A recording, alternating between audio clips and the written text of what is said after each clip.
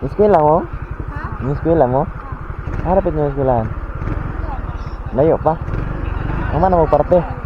Nagparte na mo? Kano sa? Karon po niyo parte? Maganda mo gamay ha, pangkuan, pang snack lang gamay. Main lang ma. Sige, amping magbakler mo lang dito. Ah. Sige. Kadapli lang ma. Ari ako.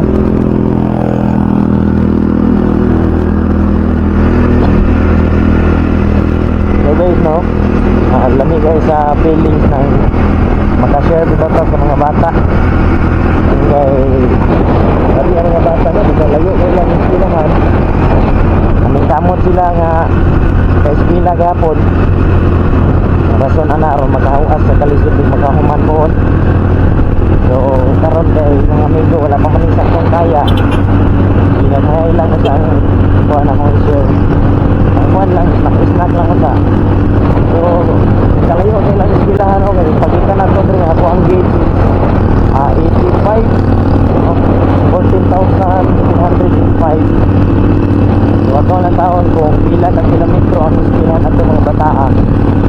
Ay noon pa nila maglakaw raw daw kuno sila so oy kay no una nga kaagi mga puna ko na sa una guys kanang eskwela layo kayo magbaklaya kasi ang ulan mag-init baklay unang karon matandog ida ko ang kasi maglantaw sa mga bata nga anak kaagi.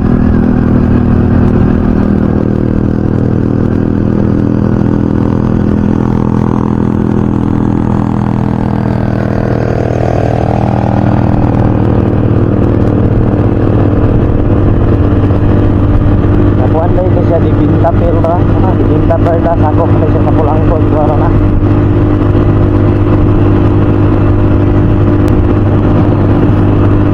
Kailangan eskwelahan, diri daw kuno padulong. Padulong maning dalanan sa serious media. So makita kung pila ka kilometro ang ilahang baklayon, no? Buntas o hapon. So looy kay no.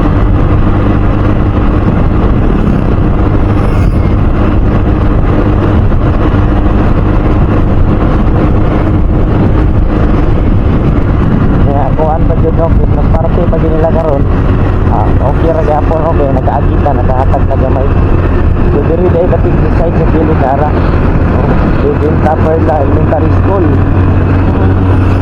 so ikan ta dito no 85 ang ato ang gauge naabot ta diri 87.3 so 2.3 kilometers ang ilang pagbaklayon guys